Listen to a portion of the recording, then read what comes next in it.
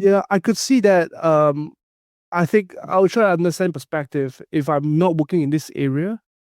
And someone just tell me, oh, World Vision or any other faith-based organization is working with faith actors. My kind of immediate kind of assumption is like, oh, they're evangelizing or they're trying to convert people.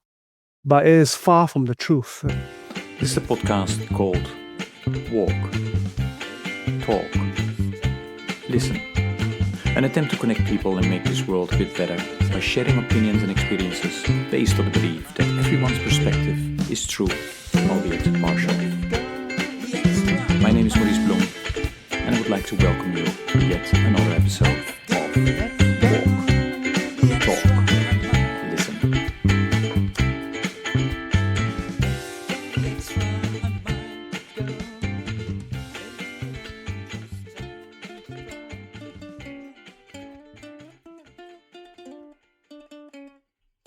Okay, good day, everybody. This is another episode of the podcast Walk, Talk, Listen. And as always, I'm delighted with today's guest to introduce himself.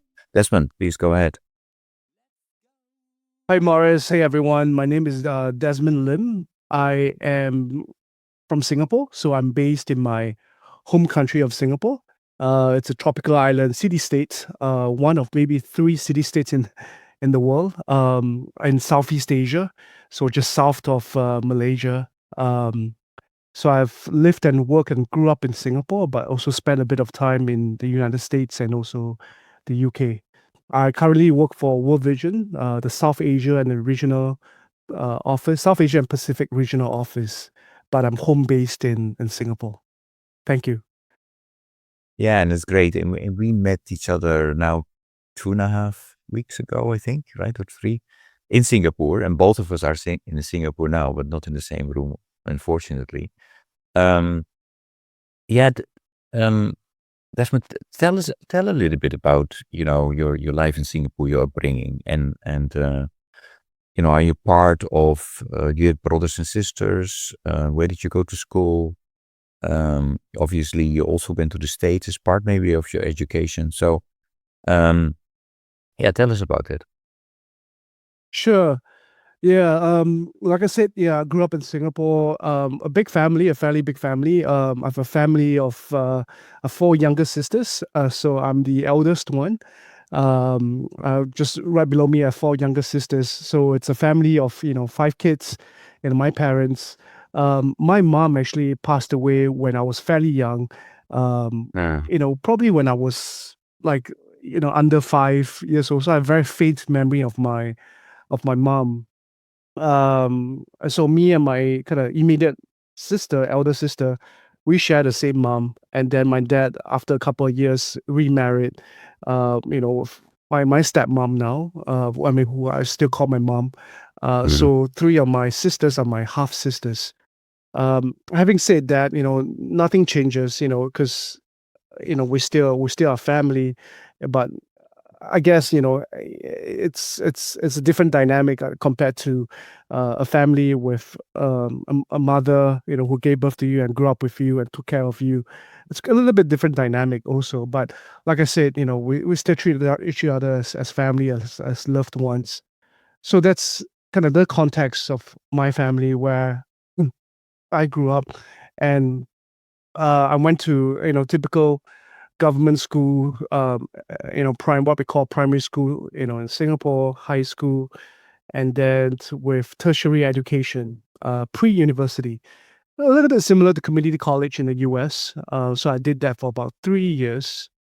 And then I did national service, which every Singapore man has to do for 2 years before you enter university. So after my tertiary education, I did military service for 2 years, and then went to the college in Washington, D.C. For my education, for my college education. And then worked in the U.S. government consulting in the kind of Fairfax, Virginia area for 2 years. So I spent probably about 5 years, 4 or 5 years in the States for college education and also for my work. And now right smack in the political capital of the United States, Washington D.C. So I have a fair I would say, a good finger on the pulse of American politics because I was right there, especially during the Obama years. I was there when Obama was inaugurated. So you can imagine how influential that could be. If you're a young person going through college education and you see this historic moment of an African American president being elected, even if you're not interested in politics, politics comes and find you. You know, so that was quite formative. So a large part of my years, like I said, it's in Singapore and then the US, and then I did my postgraduate studies in the UK, and Okay. then back to Singapore, and I worked in Cambodia briefly also. Yeah. So that's Yeah. quite a bit. Sorry. Yeah, I know. And I would like to go back to the 2 years in the military because that's not, happening in many countries. So how was that for you? Was that a burden? Was that helpful in how you look at the world? How was that experience? Yeah, it's interesting because when you're 18 or 19 years old and you're asked to go to the military, everyone hates it. Every Singapore man hates it because it's 2 years of your time, and then you see um, the the women around you kind of progressing in their academic pursuits. So to be very honest, I didn't look forward to it that much, like every other Singaporean male, because at 18, 19 years old, 20 years old, you barely grasp of the idea of formative training. So it was with a bit of disdain that I had to go to military service, because I wanted to pursue more things, for myself, on my interest. Um, but it is during military service that, there's a saying over here where when boys become men. And I truly agree with that because, you're put through the motion of military training where it's all about discipline, regimental training, um, and your life is somewhat not in your control. You're just a soldier. So you're trained to be very disciplined, following instructions, and in the process of doing that, also, you make some fantastic friends because you spend 2 years of your life sulking, enjoying, training together. And so you form the most formative friendships during that time. And I would say during the process of 2 years or so, you make a lot of silly mistakes because you put it together a bunch of boys, barely 20 years old, and you just make a whole lot of silly mistakes together and you get punished for it you know so, and you learn from it. Things like vices like smoking, drugs and things like that, you see or hear it happening around you, but you get punished for it. So there's a formative kind of element to it. So looking back, I thought that was really formative time for me, in terms of staying disciplined, knowing what's right, what's wrong in life, um, and just at the same time being exposed to different social class that you're typically not exposed to. Like, I mean, I come from slightly upper middle class family, so Singapore can get very segregated by social class. So I think once you're in the military, you are making friends across social classes and across different races too. So that gives you an opportunity to broaden your perspective in life. And I truly, really, really appreciated that. I think that's one of the things that, probably led me into the things that I'm doing today in my vocation also. Yeah. Mm.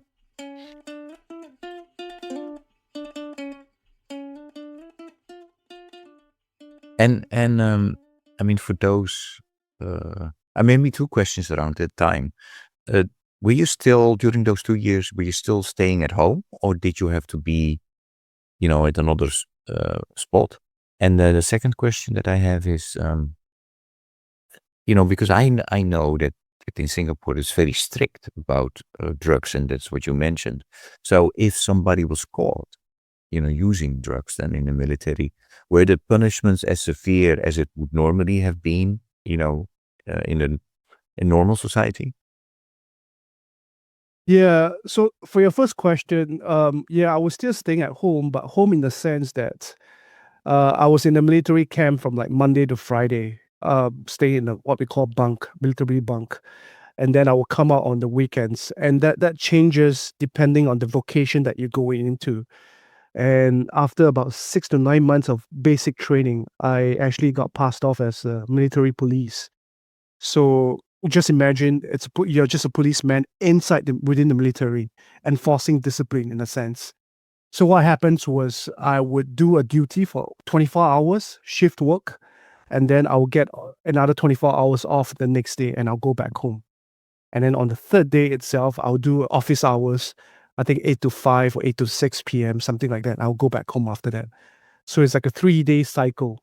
So irregardless of weekends, public holidays, I'm just following that 3-day cycle. 24 hours of working, shift work, 24 hours of resting at home, and then office hours, and then, you go back after 6 p.m. And I was kind of straddling between home and military camp. Um, so that was life for a year and a half after the basic training. And then for the question on drugs, I guess I'm fairly familiar with it because I'm a military policeman, an MP. So um, I see many cases of soldiers being punished for different crimes. So what typically happens is there's military law and then there's civilian law. For a drug case, certainly it's liable it's an offense under the military law. So they have to face up to the consequences within the military court system. So you would serve that sentence. Typically, that would be in a detention barracks. So similar equivalent to a prison, but in the military, what I call it a detention barracks. So they will serve that sentence in that detention barracks, and then this is during my time, and then they will come up from the detention barracks. Then they serve the rest of their 2 years, and then they come out again, and they have to serve the consequences of the civilian law of drug usage. So it's kind of like a double whammy, because you serve the consequences of military law, and so the civilian law. So yeah, serving both, so like a double whammy at the same time.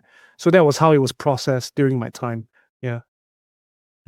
Okay, so there was not really a difference in between it, how it was handled inside or outside even. Yep. I mean, basically twice finished. Twice. Yep. Okay, then you have to do that for 2 years, and then you decide to study. So how did that come about, and why did you go to the US? Yeah. Thanks for the question, Maurice. Yeah. It was truly quite a definitive time for me, I think, to decide to study in the US and also to study in the US itself. And it all happened during my tertiary education. If you recall, after high school, I did 3 years of tertiary education, similar to a community college in the US. And I did, of all courses, business studies. And during that time, if you don't know what to study, you just study business, because Singapore is all about business growth, corporate, big banks. So if you're a little bit lost, you just kind of go into business. And my family was running a family business too. So it was natural for me to do something related to business. But I would say it was during my second or third year of my tertiary education where I signed up for, one of those overseas trip, service trip to Cambodia. I don't know, similar to some sort of like a Peace Corps, but except it's for a month or so. At that point, I haven't really ventured out of Singapore except maybe Malaysia. I haven't visited the rest of Southeast Asia. So I signed up for that for almost, I think it was 3 weeks or 4 weeks of community service. And we were housed in an orphanage, a children's center. I know orphanage and its burden in definition in Cambodia, but it was run by missionaries, I think, from Malaysia, where street children who were abandoned, or parents who were incarcerated, or parents who had no capacity to care for their children. They were all housed in this center, run by a lovely couple from Malaysia who lived there for, I think, 15, 20 years when I visited. So they spoke the local language. We were there just doing typical stuff, building footpaths, helping to paint and teaching English, things like that, music and things like that. And that was the moment where it truly opened my eyes to, I guess, at that point in time, what I understand as poverty. Just 2 hours flight away from Singapore, you see, it's just extreme poverty, and you see brokenness in families.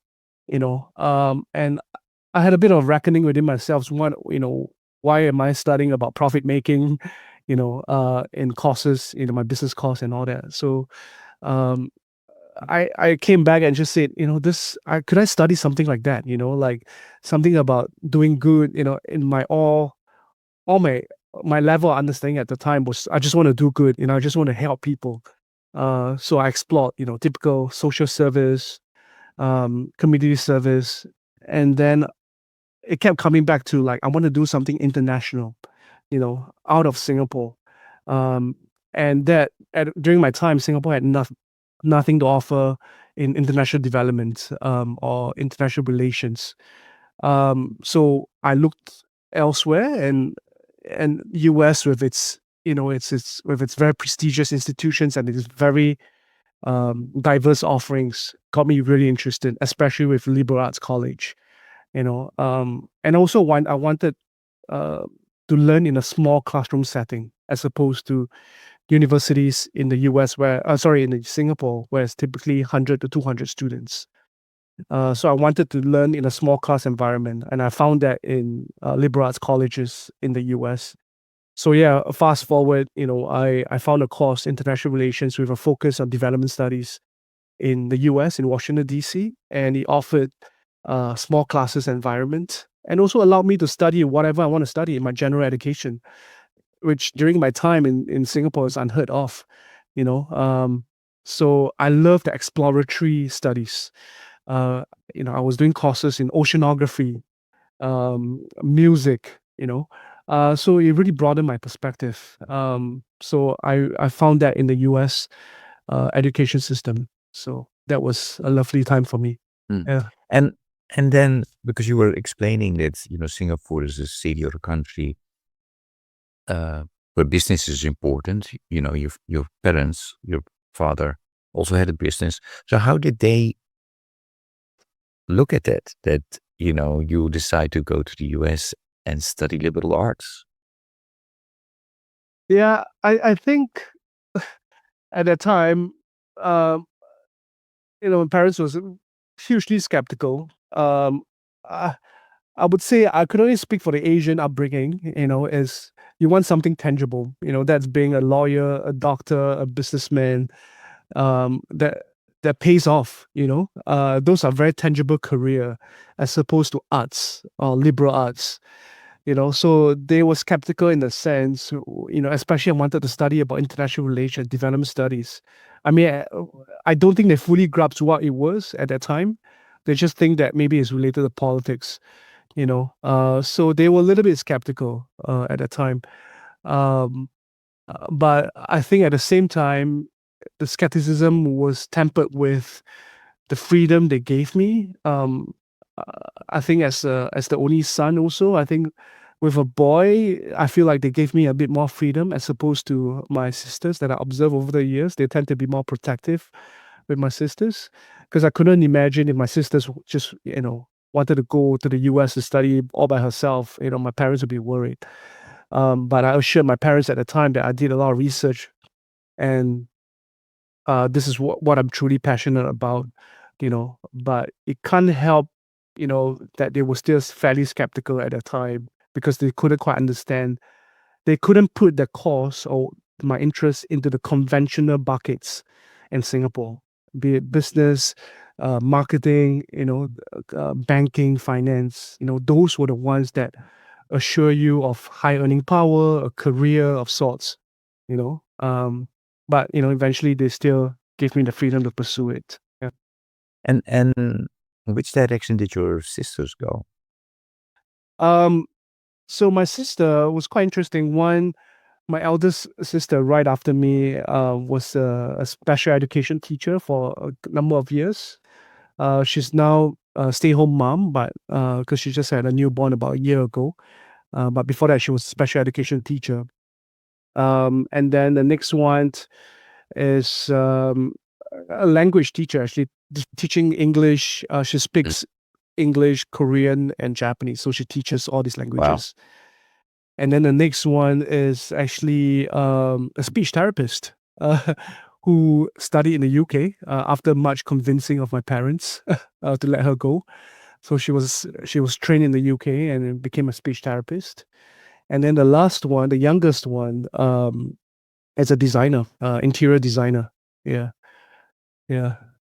Okay, interesting. So none of them into business as well. So Yeah. So I think I don't know, because I think from young we were forced to help out with the family business. So during school holidays, I remember for myself, uh, during the school holidays, my friends would go out playing all kinds of sports, and I was forced to go to my parents' office to help to them with their business. We sold health supplements, and we import from Japan, and we package them in Singapore and sell them. So I would go to the office and help them to pack up all the health supplements. So I grew up actually really hating the family business. And my uncles, my aunts were involved also. And it was a very tricky and sensitive environment to be in. So I think my sisters all had a little bit of disdain for the family business because we were all forced to help out, so they tried to stay away from business. I think maybe that had a bearing on our aspirations subsequently.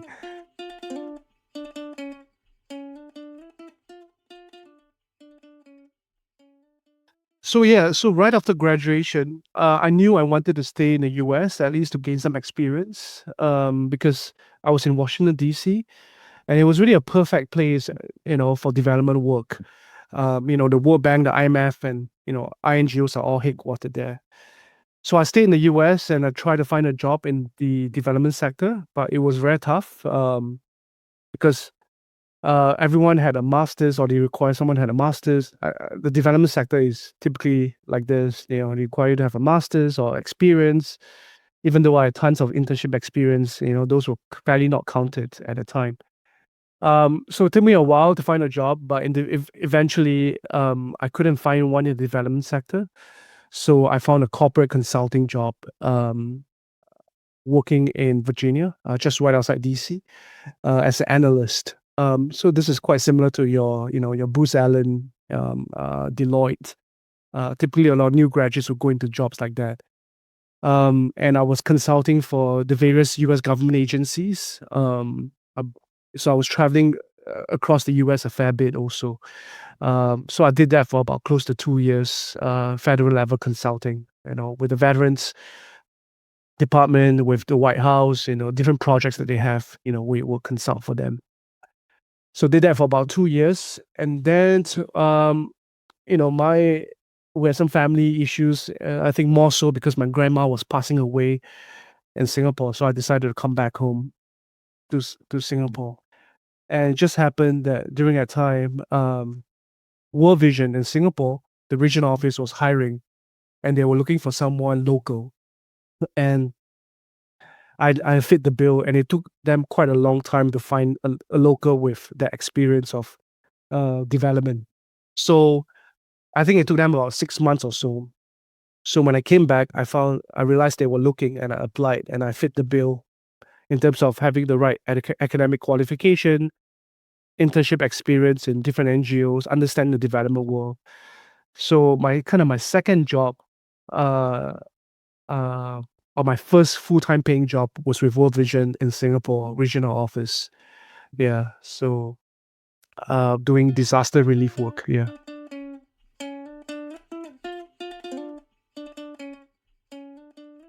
and was there a reason that you applied to an organization like World Vision, which is a faith-based organization? Was there a reason, or you were just searching for a job and it happens to be a faith-based organization?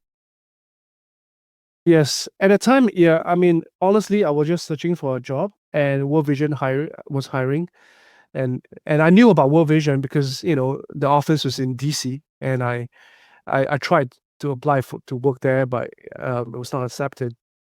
So I knew about World Vision, and I was getting a job, so it was perfect.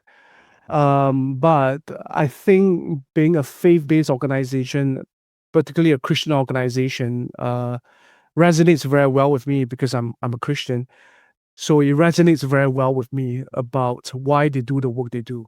I didn't think too much of it at that time. I was still fairly young at that time. But I think when I worked there for the next about 3 years, that faith element really resonates a lot with me, and I could understand a big part of the work they do, the why reason. So I would say gradually over the years when I worked there, it made a huge impression on me. Yeah. Okay. So yeah, can you take us to, what are you doing now? So you continue to stay with World Vision in Singapore. You're still with World Vision. What are you doing now for them? Yeah. So after 3 years with World Vision at the regional office in Singapore, actually I left World Vision. That's when I got married. And then I left for the UK to do my postgraduate studies. And my Okay. wife kind of tagged along with me. Um, I moved around quite a fair bit. And so in the UK, we were there. And then I was in Sierra Leone for a little bit doing my dissertation research in West Africa. Came back to the UK and finished off my master's and then looked for a job. I knew it was going to be in Asia. And then landed a job in a vocational training school in Siem Reap in Cambodia. So I did fundraising, kind of donor management for a small nonprofit in Cambodia in Southeast Asia, and came back to Singapore and then worked for a university, Singapore Management University, doing social innovation projects in Asia. I did that for about 4 years, and then World Vision. My former colleague came, kind of asking my interest in whether to rejoin World Vision, also back in Singapore. My former colleague, who's now retired, in the area of what we call faith and development. And that usually means in Asia context, working with faith leaders to catalyze positive change, to unlock their convictions, and to catalyze positive change on issues within the community.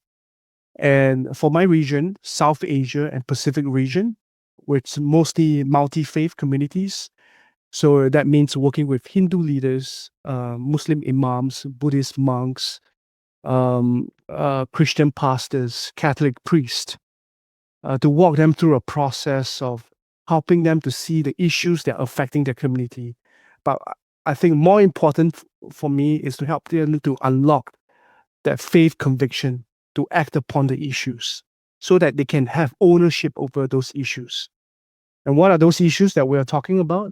In South Asia, typically is child marriage, child abuse, gender violence, um, issues of not listening to children, not prioritizing children. Children are just, sidelined, they are not considered important. And a lot of gender norms, I think, around, particularly surrounding girls, not given a priority in society and community. So tackling those issues, but from a faith perspective. Yeah. Very often when you unpack some, particularly around gender norms, you'll find that it's intertwining of cultural, religious, traditions that perpetuate the gender norms. So working with faith leaders, because they play a huge role in kind of unpacking those gender norms.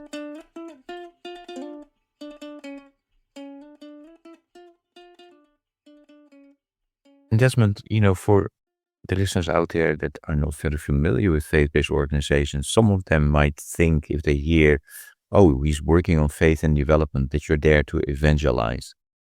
Tell us a bit about that. Is that correct, or? Yeah, yeah, I could see that. I think I'll try to understand perspective. If I'm not working in this area, and someone just tell me, oh, World Vision or any other faith-based organization is working with faith actors, my kind of immediate kind of assumption is like, oh, they're evangelizing or they're trying to convert people. But it is far from the truth. What sets faith-based organizations apart is because they have faith-based convictions. It explains the why of the work that they do. You'll find that maybe in secular organizations, they will use the language of human rights, human rights language. We do the work because because of the UN Declaration on Human Rights. But faith-based organization, there's a layer deeper. And as World Vision, we believe that everyone is created, in the image of God. Everyone's equal. So there's a faith-based conviction to explain the why of the work that they do, the work that we do. And then the actual work, so it compels us to do the work that we do. And the actual work in my area of faith and development is recognizing the role of faith. It's important and valuable in a lot of these communities that we work with. If you walk into any communities in South Asia or even the Pacific Islands, you will realize that faith plays such an important role in defining life, in defining rituals, in defining how you interact with each person, and as a result of that, you have to ask the question, then what is the role of the faith leaders? The faith leader sets norms and sets precedents, thus the role of faith leaders is important. So I think faith-based organizations recognize that faith is an intrinsic part of human life, and faith is not separate, from one's life. So I think it's important to recognize that. I think that's where faith-based organizations can really play a role in articulating that faith is important in human life. Yeah. And so, what does success look like in the work that you do, or can you give maybe an example of something that you're proud of that you've done, since you started working in your present role? Yes. I could think of one story. When I was in Nepal, I think about a year and a half or 2 years ago, I was sitting in uh, an Islamic school, because we've been working with the Muslim teachers there for quite a while on the issue of child marriage. And we were sitting with a group of teachers, Islamic teachers, who were teaching young boys and young girls, about life in general, and also the academic side of it also. And we're sitting with a group of them, and also there were a Buddhist monk beside me and his Nepalis, because we bring together different faith actors across different faiths to work together on the issues that affect the community. And I remember vividly that I was just sitting there. I'm a Christian. He's a Buddhist monk.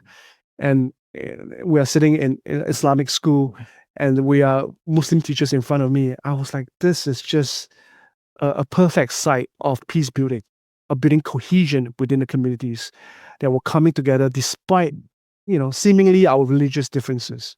But what unites us is the issue of child marriage, that we want to see girls and boys, stop getting married at such a young age. And so we're coming together to discuss ways to work together.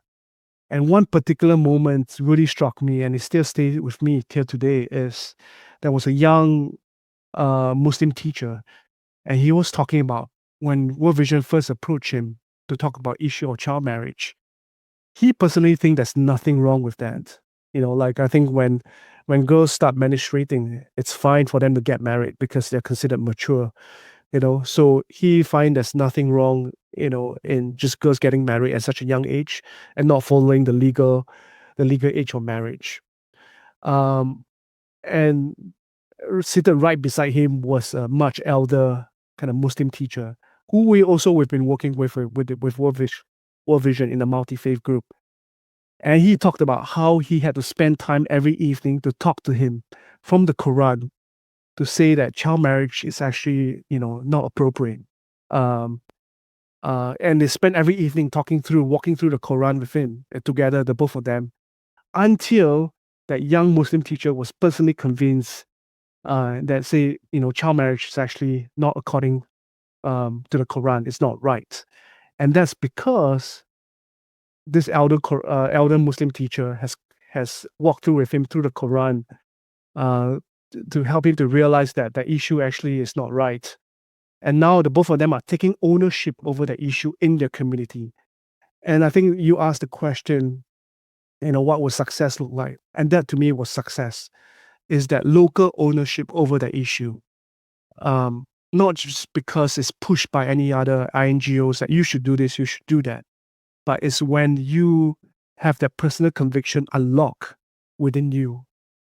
And for faith leaders, it's that faith convictions, that very strong anchor within them, that they are convinced that child marriage is wrong according to their faith convictions. And that compels them to act on the issue decisively and also over the long term. So it's not a case of like INGO, I'll give you funding, do advocacy, do awareness, keep doing it. The funding ends, the work ends. But in this case, it's because we've unlocked that local ownership over that issue. So they take ownership over that issue. So that, was a deeply gratifying moment for me. And also after being in development for so long, it is what I would want success to look like in the field level, where there's local ownership, a responsibility over the issues that affect the communities. Yeah.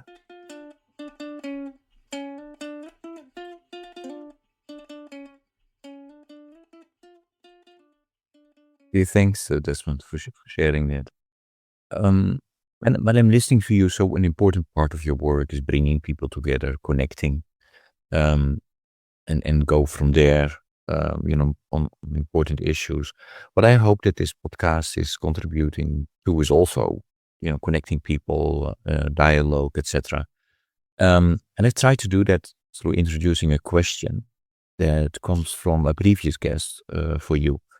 And the question is, so what small thing can you integrate into your life to reflect the change you want to see in the world? Yeah, thanks, and thanks to the guest before me. It's a very thoughtful question.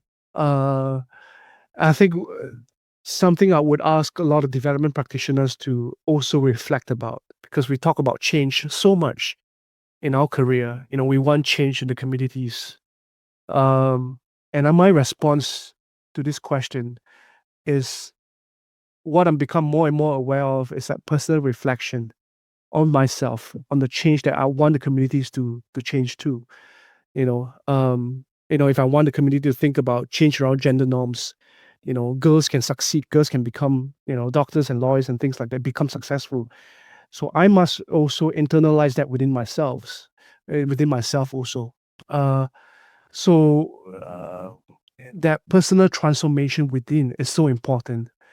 And so one thing I've tried to incorporate more and more is that personal reflection about myself, the way I act, the way I speak, the way I behave is reflective of the change I want the communities to have. If we talk about valuing children, listening to them, am I doing that to my own children too? Allowing them to speak. I know a simple act is, my children are fairly young, so they are short. Sometimes when I speak to them, it's them looking up to me and I'm looking down to them. So to make sure they're listened to, I try to kind of squat down and kneel down and listen to them, to make sure that they are, they have the feeling that they are heard also. So that personal reflection about change that we want to see, reflecting that on myself, whether am I changing that within myself, that transformation within myself is very important too. So I think personal reflection it's important. Yeah. Your question for the next guest. My question for the next guest will be, well, what keeps you grounded in turbulent times? There are a lot of changes in the world. not just the world, society, community, relationships. What keeps you grounded in those turbulent times? Um, why do you think these are turbulent times? Um, for me, working in the development sector, we all know the new Trump presidency has created a lot of turmoil and turbulent waves because of the cut of US aid money.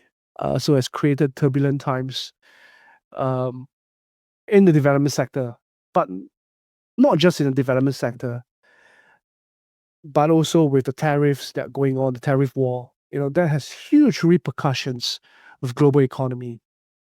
We cannot help but acknowledge after the end of World War II, the US plays a huge influential role in global trade system and global institutions. They underpin the global systems. So with the new presidency, with the changes that President Donald Trump has enacted, you can't help but have a sense of remorse at the diminishing processes, systems, institutions that we have built since the end of World War II, and they're all being attacked. And when the US does something like that, it shakes the whole global system. So that's why I'd say it's a turbulent time, and also whatever the US do, sometimes it sets the global tone of how the rest of the countries take cues to behave or um, to respond. A lot of news, I think, we consume. We are most of the time quite concerned with what's happening in the US. So if the US does something like that, so um, I think it sets a dangerous precedence for the rest of the world also.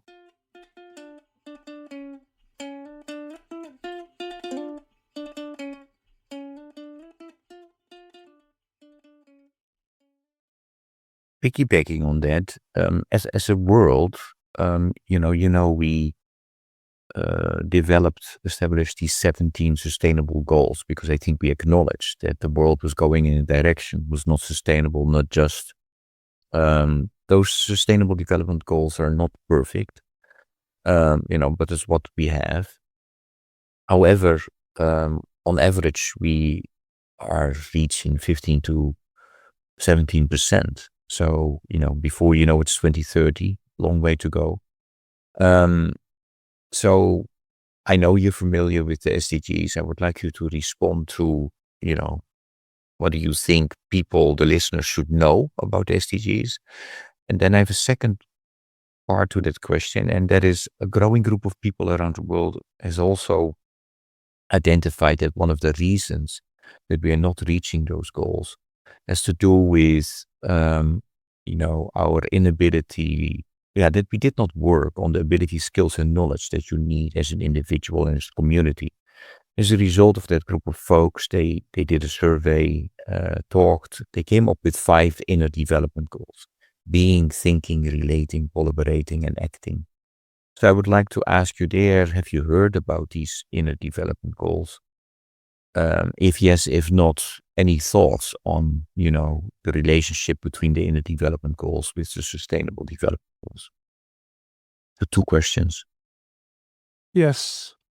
I think the SDGs, the Sustainable Development Goals, it's a very good attempt at setting a global direction if we want to tackle development holistically. I know there are criticisms around SDGs, and we have to acknowledge those criticisms, just like there were criticisms about the MDGs, the Millennium Development Goals, I think adopted in the 2000s, that it was just focused solely on extreme poverty in economic terms. I think the criticisms gave rise to the SDGs to be more broad-based. So with the SDGs, it isn't a singular focus on reducing extreme poverty, but you see elements of climate, inequality, peace and justice, environment. So it's a more holistic focus on reducing poverty. I think there's a more broadened, more enlightened understanding of what poverty could look like. It looks like around the world. And it's in its consultation, I think, leading up to the SDGs also, it was more inclusive. It's more in the formulation of SDGs. It was more participatory, it was more inclusive. It reflects, government, civil society, and also the private sector. So I think that was a very good attempt. You know, I'm not kind of discounting all the criticisms around SDGs, but I think at the global level, you need some kind of direction or momentum to move the global order, um, the countries, the nations, and global order towards a set of goals. I think you need that. So I think it was because the result of the criticisms around the MDGs that you have a more holistic and broader understanding of development goals in the SDGs. So I think we have to recognize that also. So I think that's much needed. I think on the inner development goals, I think this is a great value add. And I think for someone who works in a faith-based organization, FBO, I truly appreciate that. Because I think it talks about being, thinking, relating, collaborating, the very personal attributes that you have within yourself. But not just that, also how you relate to others. That's so important. Just like the story I tell you, the impact that I tell you in Nepal with the faith leader, the Muslim teacher, is having their own personal conviction and personal transformation within. Then that person went on to act on the issue. So those personal attributes, norms, beliefs, values, attitudes are so important. But I think one challenge is because it's unseen. It's not well, I wouldn't say it's not observed, but it's just that it's unseen. So people don't pay attention to it, But when you talk to people, you realize beneath the language, beneath the actions, is a set of values, beliefs, knowledge, attitudes that has to change, that informs the action, So I think we need to pay more attention to those, the inner attributes that are very important. So I think the inner development goals comes in very. It's a very valuable discourse and perspective. Because it helps to open the eyes beyond the global system. I think it's a global goals is needed to move the development of the world in a certain direction. But at the end of the day, the engine, the processes are all enacted by individuals. And individuals are relational beings, So we have to acknowledge that that we need skills, knowledge, we need transformation, we need change within ourselves, in order to act on those goals, to pursue those goals together, the SDGs. So yeah. Let us continue on that, the individual. And as a person, that studied liberal arts, you might find this question, it's close to your heart. I always ask a question about music as well. And if I ask you to choose a song or a piece of music that represents for a big part of who you are, who Desmond is, which song or piece of music would that be and why? Yeah, I had a thought about this question. Obviously there's a lot of music I could refer to, in my 90s, in my growing up of 90s, pop songs and all that. But I'm not sure if the lyrics would resonate with me a lot. Probably the melody will bring back a lot of memories of when I listened to that music. So to reference those songs might be a bit of an injustice to your question, I think. And I think I thought about it again. I think it has to be the Christian hymn song of Amazing Grace. everyone knows that song. Even though you might not be a Christian, you probably heard that song, during Christmas time, or probably during Christmas time. Um, and that song, I heard of it since I was young, and it's sung many, many, many times, throughout my life. And the reason why I chose that song, Amazing Grace, the Christian hymn, because it talks about how wretched I am as an individual, how I once was lost, but now I'm found. But I once was blind, pursuing the wrong things in life, but now I see. And those were very powerful words. Uh, I think as I kind of age and get older, and have my children and all that, life becomes a lot more clearer. Maybe to you, what are you pursuing in life and things like that. Also, and also, so the lyrics spoke to me a lot. Um, it gives me quite a bit of revelation whenever I sing it, or I hear it in church also. In fact, it was one of the songs we had it in our wedding, more than 10 years ago. Um, and also I think the author of the song, I think was an Englishman. He also went through a personal transformation. He was involved in slave trading. Grew up in a Christian family, but I think he renounced his faith somewhat, or and then got engaged in slave trading, and then found his faith and wrote the song. So I thought that is quite a powerful testimony of transformation, of personal change. You know, so Amazing Grace, a Christian hymn. Yeah. And we will add that to a playlist that we made on Spotify. If you search for hashtag walktalklisten, you will find all the songs that have been picked by my guest. We're almost at the end of our conversation, Desmond. I do wanted to ask you.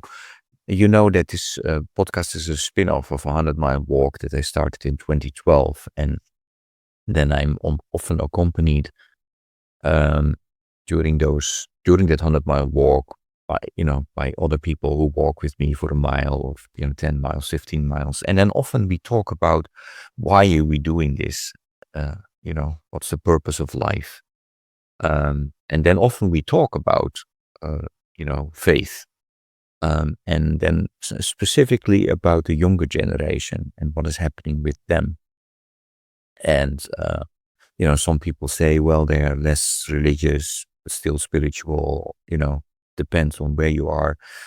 My question to you is, what do you see in your environment, and maybe specifically and then in Singapore, where you live and work, what do you see happening among the younger generation and religion and spirituality? Yeah. Good question.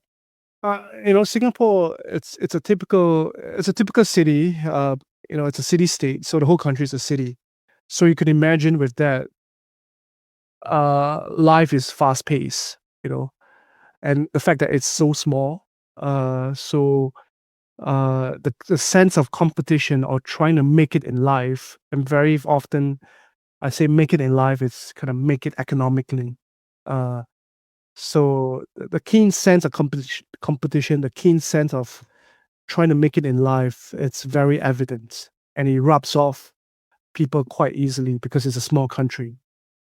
And I think with that, you transmit uh, a sense of competition, a sense of trying to outcompete each other. So that would mean, in practical terms, like studying really hard, make getting good jobs, getting a fairly good house, driving a car. Driving a car in Singapore is really expensive because of the heavy tax involved. So owning a car, owning a good property, having a good high paying job, sometimes those can be looked at upon as the pinnacle of success. But I would say, that's also slowly kind of changing and fading away. And I think young people, after sometimes when they are about to reach a pinnacle, or they reach the pinnacle, very often I think what I observe is this sense of the meaning of life. What's the purpose of life? Why am I pursuing all these things in life? Am I pursuing it because my neighbor beside me, my friends, my peers around me, is pursuing, and that's the gold standard? That's why I'm pursuing. So that means kind of forsaking family relationships, hiring a domestic worker to look after my kids so that I can work long hours. So I observe that people are questioning, younger people are questioning what is their true purpose in life. And I think in the process of doing that, they might find faith, that meaning in faith, in religion, in spirituality, maybe in a new age sense. So I think I see people kind of moving in that direction also, in the process of questioning life's purpose and one's identity. Why am I here? In Singapore, what am I pursuing? Am I adding joy to my life? Am I adding joy to my family? Or the flip side of it is, I'm pursuing my career. I'm not spending time with my family. I'm not prioritizing relationships around me. So I think younger generation is kind of gradually questioning that, and some of them might find their answer in faith, in religion. Yeah. Any last question, message, or invitation for the listener? I was reminded of this book, I think, written by, I believe she's an Aussie nurse, where I think she works in palliative care, caring for people who are in their last stage of life. I believe the book was something around the top 5 regrets of the dying. So she's a nurse working to serve these people who are dying. And she summarizes her interactions, the life lessons that she learned from the people who are about to die into, I think, 5 areas, the top 5 regrets of the dying. I think the first one was, I wish I had the courage to live life true to myself, not the life others expected of me. The second regret was, I wish I hadn't worked so hard. The third was, I wish I had the courage to express my feelings. Fourth, I wish I had stayed in touch with my friends. And the fifth is, I wish I had let myself to be happier. So I'll leave that with the listener to think about. I think a right response is to take those statements and turn that into the positive statement. And I reflected a lot on those regrets. And as much as possible in my daily life, I try to think about this also. It's what would make me happy, what will allow me to spend time with my loved ones, would invest in relationships around me, what will allow me to live the life that is true to myself. So I'll leave that to the listener to think about also. Thank you for sharing that. I didn't know about that book, so I will check that out. Yeah, any question that I should have asked you today that I didn't? No, I think, Maurice, you're quite extensive in your coverage, from personal life, professional life, the SDGs, the Inner Development Goals. I think you covered just about everything with me, and so thank you for the opportunity. No, thank you, Desmond. It was really a pleasure listening to you, and we will make sure that also in the podcast notes, we mention the links so that they can find the work that you're doing in Singapore and World Vision in the world. So thanks for who you are and what you do, Desmond, and take good care. Thanks, Maurice. It was a great pleasure. Thank you very much. Okay, bye-bye. Bye.